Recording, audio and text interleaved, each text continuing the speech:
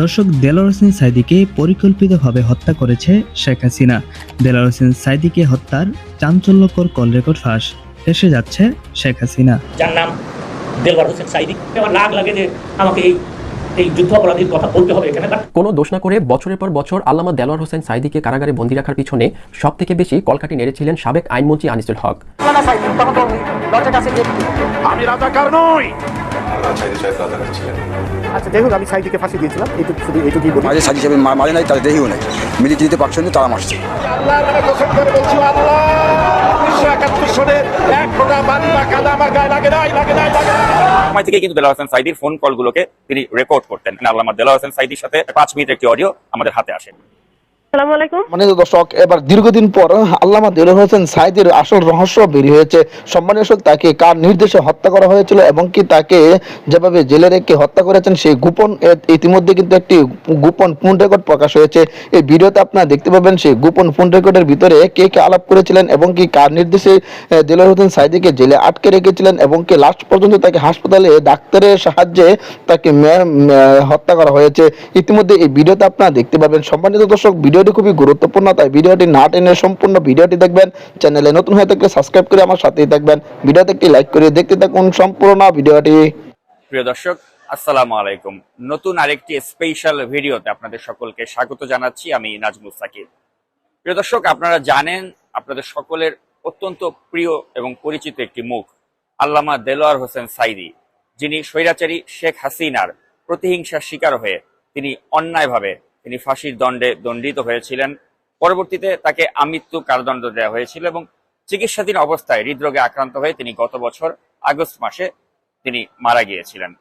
তো আল্লামা দেলোয়ার হোসেন সাঈদীর উপর শেখ হাসিনার যে প্রতিহিংসা ছিল, এটা আমরা সকলেই জানতাম এবং এই প্রতিহিংসার কারণেই কিন্তু তাকে শেষ পর্যন্ত তারা এভাবে অন্যায়ভাবে তারা সাজা দিয়েছিল এবং সেই সাজা তিনি ভোগ করেছেন এবং পরবর্তীতে তিনি হৃদরোগে আক্রান্ত হয়ে মারা গিয়েছেন।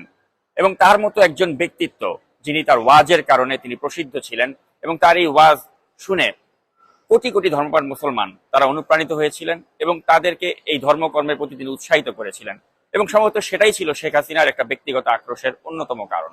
তা আমরা যারা অনুসন্ধানী সাংবাদিকতা করতাম, আমরা জানতাম যে শেখ হাসিনার একটি স্বভাব ছিল, তিনি তার এনটিএমসি অর্থাৎ সেই এনটিএমসির যে কুখ্যাত জিয়াউল আহসান বা এদের মতো ব্যক্তিবর্গকে দিয়ে তিনি যারা বিখ্যাত ব্যক্তি বা যাদেরকে তিনি পছন্দ করতেন না তাদের কলগুলোকে তিনি রেকর্ড করে থাকতেন। তো সেই ধারাবাহিকতায় তিনি আল্লামা দেলোয়ার হোসেন সাঈদী তারও কনভারসেশন বা টেলিফোন আলাপগুলোকে তিনি রেকর্ড করতেন। তো দেলোয়ার হোসেন সাঈদীকে যখন তিনি ভুয়া এবং মিথ্যা মামলায় ফাঁসাবার যাবতীয় আয়োজন করছিলেন, সে সময় থেকেই কিন্তু দেলোয়ার হোসেন সাঈদীর ফোন কলগুলোকে তিনি রেকর্ড করতেন এবং এতটাই বিকৃত মানসিকতার একজন ব্যক্তি ছিলেন এই শেখ হাসিনা যে তিনি এই কল রেকর্ডগুলো আবার গণভবনে তিনি তার কাছে সিডি আকারে সরবরাহ করা হতো এবং তিনি এগুলো শুনতেন এবং শুনে হয়তো একটা পৈশাচিক আনন্দ লাভ করতেন। প্রিয় দর্শক, গণভবনে যেদিন ছাত্র জনতা বিক্ষোভ করে ঢুকে গেল, সেদিন এ ধরনের অনেকগুলো সিডি উদ্ধার করা হয়েছিল এবং তার মধ্যে থেকে একটি সিডি আমাদের হাতে এসে পৌঁছিয়েছে, যেখানে আল্লামা দেলোয়ার হোসেন সাঈদীর সাথে তার পুত্রবধূ এবং তার নাতির একটি কথোপকথন, প্রায় 5 মিনিটের একটি অডিও আমাদের হাতে আসে। এই অডিওতে তিনি গ্রেপ্তার হওয়ার পূর্বে, অর্থাৎ যখন তার বিরুদ্ধে একটা আইনগত যে প্রক্রিয়া চলছিল সরকারের পক্ষ থেকে, ওই বিষয়েরও যেমন আলোচনা রয়েছে, ঠিক সেভাবে দেলোয়ার হোসেন সাঈদী এই অডিওতে তাকে বলতে শোনা যায়, তিনি বলেছিলেন যে এই সরকারের উপরে আল্লাহর লানত পড়া উচিত বা পড়বে, এরকম একটি তিনি সম্ভাবনার কথা তিনি ব্যক্ত করেছিলেন। এবং পাশাপাশি তিনি এখানে তার যে পুত্র হিসেবে যার নাম তিনি বলেছিলেন আব্দুস সালাম, আপনারা জানেন যে তার 4 জন সন্তান, তো তার মাঝে একজন আব্দুস সালাম বলে একজনের কথা তিনি বলেছেন, তার সাথে তিনি কথা বলেছেন এবং তার পুত্রবধূ এবং তার যে নাতি তার সাথে সংক্ষিপ্ত একটি কথোপকথন রয়েছে এই পুরো অডিও কলটির ভেতরে। তো প্রিয় দর্শক, তাদের এই কনভারসেশনটি এই 5 মিনিটে এটি শেখ হাসিনা তার গণভবনে তিনি সুরক্ষিত করে রেখে দিয়েছিলেন। তো সেই অডিওটি আপনারা জানেন যে অনুসন্ধানী সাংবাদিক জুলকারনাইন সায়ার খান সামি, আল জাজিরা খ্যাত, তার কাছে এসেছে এবং তার সৌজন্যে আজকে নাগরিক টিভিতে আমরা এই অডিওটি প্রথমবারের মতো ফাঁস করতে চলেছি। প্রিয় দর্শক, এই অডিওটির মাধ্যমে আমরা আরেকবার প্রমাণ করতে চাই যে শেখ হাসিনা কতটা নিকৃষ্ট স্বৈরাচার ছিলেন যে তিনি মানুষের ব্যক্তিগত ফোনালাপের মধ্যে তিনি আড়ি পাততেন। আল্লামা দেলোয়ার হোসেন সাঈদী আজ আর আমাদের মাঝে নেই, কিন্তু তার এই অডিওটির মাধ্যমেও কিন্তু আজ আমাদের সামনে নতুনভাবে আবার উন্মোচিত হতে যাচ্ছে যে তিনি কতটা ধর্মপ্রাণ এবং ধর্মভীরু একজন মানুষ ছিলেন এবং তার প্রতিটি কথা কতটা তাৎপর্যপূর্ণ ছিল। প্রিয় দর্শক, আমি আর কথা বাড়াবো না, চলুন আমরা শুনে নেই সেই অডিওটি।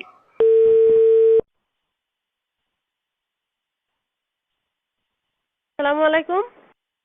হ্যালো, আসসালামু আলাইকুম। আসসালাম, ভালো আছো? আছি আল্লাহর রহমতে ভালো। আব্বা আপনি কেমন আছেন? আলহামদুলিল্লাহ। আব্দুল সালামের অবস্থা কেমন? এই যে কথা বলেন। আসসালামু আলাইকুম আব্বা। আসলাম, বাবা জ্বর ছাড়ছে? একেবারে নির্দোষীয় ছাড়ি নাই। কিছু আছে এখনো? জ্বর আছে, তারপরে কিছু খাইতে পারতেছে না, বমি হচ্ছে সমানে। শরীরটা খুব দুর্বল করে দিচ্ছে এত আমাকে। দুর্বল করে দিয়ে গেছে না একেবারে, আরে কদিন ধরে বিছানায় ফেলে দিয়ে গেছে। এটা কি জ্বর, কি বলে? ডাক্তার ওষুধপত্র খাইছো কিছু? হ্যাঁ, কালকে রাত্রে তো আমাকে শিবির নিয়ে গেছিল ডাক্তারের কাছে। সিজনাল জ্বর সম্ভবত ধরছে। আচ্ছা আব্বা, হ্যাঁ ওই যে ব্যারিস্টার রাজ্জাক সাহেবের যে অবস্থা দেখলাম, হ্যাঁ। আপনিও এরকম করলে তো ওরা তো আসলে কোর্টের আইনে তো মানবে না। আরে করুক আর না করুক, আমাদের চেষ্টা যা আছে তা করতে করতে কি? তা ঠিক। মানুষের হাতে চেষ্টা যা আছে মানুষ তো তা করে। তারপরে চাঁদপুরে কার একজন মাহফিল হচ্ছিল, সেখানে হয়তো এই যে শাহতলির পীর সাহেবের মাহফিল, সেটা হতে দেয় নাই। হতে দেয়নি। এরকমই করবে এখন, বড় ধরনের বিক্ষোভ টিক্ষোভ না ঘটলে বোধহয়। বিক্ষোভ কি? আল্লাহ তাআলার পক্ষ থেকে কোনো লানাত না আসলে তো আর কোনো রাস্তা নাই। আল্লাহু আকবার। লানত আর আসবে কি? সারা দেশ জুড়ে তো লানত এসে গেছে, হুম। সব জায়গায় বিশৃঙ্খলা। কি একটা আতঙ্ক ছড়াই দিল ইংলিশ মিডিয়াম স্কুলগুলার নাম করে সারা দেশ। এই যে এটা নিজের পায়ে নিজেরা কুড়াল মারা, এই যে কাজটা করতেছে, এখন বিদেশে যে শ্রম বাজার আছে তারা জঙ্গি দেশের লোকদেরকে নেবে কেন? বরং যা আছে সেগুলো ফেরত পাঠাবে। এই চিন্তা তো মাথায় থাকা উচিত। এই চিন্তাও তো তারা করে না যে প্রায় 1 কোটির মতো লোক বিদেশে চাকরি করে, ওই লোকগুলোর অবস্থা হবে কি? সেনাবাহিনীর হাজার হাজার লোকরা বাইরে আছে, তাদের সম্পর্কে লোকেরা ধারণা নেবে কি যে পুরোটা জঙ্গি দেশ। এটা নিজের দেশের এমন বদনাম মানুষও করে। এটাই যদি ওরা ভাবতো ক্লিনটনের সময় ওই সেই বই লেখি ছাড়তো নাকি? আহারে আল্লাহ, এইভাবে নিজের কপাল নিজেরা পোড়ায়। এরা কোনোদিনই দেশের তুমি রাস্তায় গেলে যা দেখবা চতুর্দিকে খালি বালির পাহাড়, বালুর বস্তা, যেদিকে তাকাবা সেদিকে। দেশ একটা যুদ্ধের প্রস্তুতি চলছে। তাই তো দেখতেছি, পত্রিকায় দেখতেছি তো এরকম। খোদার লানত। আর ওই ভারতের জন্য এখন দেশটাকে টেক ওভার করা খুব সহজ হয়ে গেল।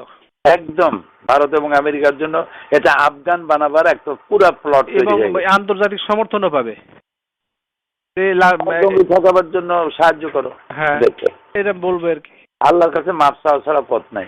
আল্লাহ হয় মাফ করো আর না হয় দেখাইও না, আব্বা আগে উঠায় নাও। আপনি কোর্টে যাবেন কি রোববারে আব্বা? নেন, বোধহয় তাই হবে। ও আমরা এদিকে শাকিল এদিকে বেটা, ওই যে আপনার ওয়েবসাইটে আব্বা আল্লাহর রহমত, শাকিল বসে কি করে গোতাগুতি করতে করতে একেবারে আপনার সকল বই ঢুকানোর ব্যবস্থা ওর মাথায় আল্লাহ কি দিছে, ও পারছে। আমি যেটা পারি নাই ও পারছে আব্বা। তাই বলো কি? ওর সাথে কথা বলেন।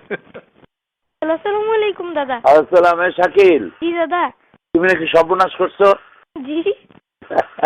কেমনে এত সর্বনাশ করলা? জি ইনশাআল্লাহ রহমত দাদা। দাঁড়াও। দাদা আপনি ভালো আছেন? হ্যাঁ, আল্লাহ ভালো রাখছে। কতগুলো বই ঢুকাইছো? দাদা আমি এখন সব ঢুকানো শুরু করবো। ওই গোয়েবলসীয় মিথ্যাচারটা আমি পুরাটুক ঢুকিয়ে দিয়েছি। তাই এই যে গোয়েবলসি এটা ঢুকাইছো পুরোটা? জি। মাশাআল্লাহ মাশাআল্লাহ। তুমি কি খাইবা, চকলেট না আইসক্রিম? না দাদা কিছুই না, আপনার দোয়া করবেন। আচ্ছা আচ্ছা ঠিক আছে, তোমার জন্য একটা পুরস্কার পাওনা রইলো আমার কাছে। তোমার আব্বুকে দাও। জি আব্বা। বললাম যে তুমি কি খাইবা, চকলেট আইসক্রিম? না, ও একা একা বসে বসে কেমনে অনেক কিছু বের করে, হঠাৎ বলতে যে আব্বা আমি পারছি না। আল্লাহর মেহেরবানি, তোমার জ্বর হোক আর যাই হোক, বাচ্চাগুলো তোমার আল্লাহ ভালো ভালো বাচ্চা দিচ্ছে। আমি বললাম যে বাংলাটা তুমি সুস্থ হও, তাড়াতাড়ি ভালো হয়ে যাও। আমিন, আল্লাহ রহম করুক। আল্লাহ পুরো সুস্থ করুক। ওই ইংরেজিটাও দিয়ে দেবো আব্বা ওখানে। আর হোম পেজটা একটা লোককে দিয়ে করায়, হ্যাঁ তারপর হোম হ্যাঁ, পেজটা ইংরেজিতে দিলে আরো ভালো হইব। যে না ইংরেজিতেও দিয়ে দেবেন, আর হোম পেজটা করাই এ করে তারপরে সকল আর বই বইগুলো দেওয়ার আগে একটা প্রিয়াম্বল দেওয়া লাগে, একটা ভূমিকা। জি জি জি জি, এগুলো দিয়ে দেবেন আব্বা, সব প্রত্যেকটা ঠিক বইয়ে আছে। একটু ছোট ছোট ভূমিকা দিয়ে দেবো ইনশাআল্লাহ। ঠিক আছে, শুকরিয়া। আচ্ছা। সম্মানিত দর্শক, আশা করি সকলে পুরো ভিডিওটি দেখলেন। এই ভিডিও সম্পর্কে অবশ্যই আপনাদের মূল্যবান মতামত ভিডিওর কমেন্ট বক্সে লিখে জানাবেন। সম্মানিত দর্শক, ইতিমধ্যে কিন্তু আপনারা ভিডিওর মাধ্যমে দেখতে পেরেছেন যে আল্লামা দেলোয়ার হোসেন সাঈদীর মৃত্যুতে এবার কিছু চাঞ্চল্যকর গোপন তথ্য প্রকাশ হয়েছে। ইতিমধ্যে কিন্তু গণভবন থেকে একটি অডিও ফোন রেকর্ড প্রকাশ হয়েছে। এই ফোন রেকর্ডের ভিতরে যে আলোচনা হয়েছিল, দেলোয়ার হোসেন সাঈদীকে মারার যে প্ল্যান করেছিলেন, যে পরিকল্পনা করেছিলেন, ইতিমধ্যে কিন্তু সব প্রকাশ হয়ে যাচ্ছে। সাবেক প্রধানমন্ত্রী শেখ হাসিনা দেশ থেকে পালিয়ে যাওয়ার পর থেকে তার একের পর এক সকল অপকর্মগুলো প্রকাশ হচ্ছে। ইতিমধ্যে এই ভিডিওতে আপনারা দেখতে পেরেছেন। সম্মানীয় দর্শক, অবশ্যই এই ভিডিও সম্পর্কে আপনাদের মতামত ভিডিওর কমেন্ট বক্সে লিখে জানাবেন। এই ধরনের ভিডিওগুলো সবার আগে পেতে অবশ্যই চ্যানেলটাকে সাবস্ক্রাইব করে পাশে থাকা বেল বাটনটি অন করে রাখবেন পরবর্তী আপডেটগুলো সবার আগে পাওয়ার জন্য। আজকের মতো ভিডিওটা এখানে শেষ করলাম। দেখা হচ্ছে পরবর্তী ভিডিওতে। সেই পর্যন্ত ভালো থাকবেন, সুস্থ থাকবেন। আসসালামু আলাইকুম ওয়া রাহমাতুল্লাহ।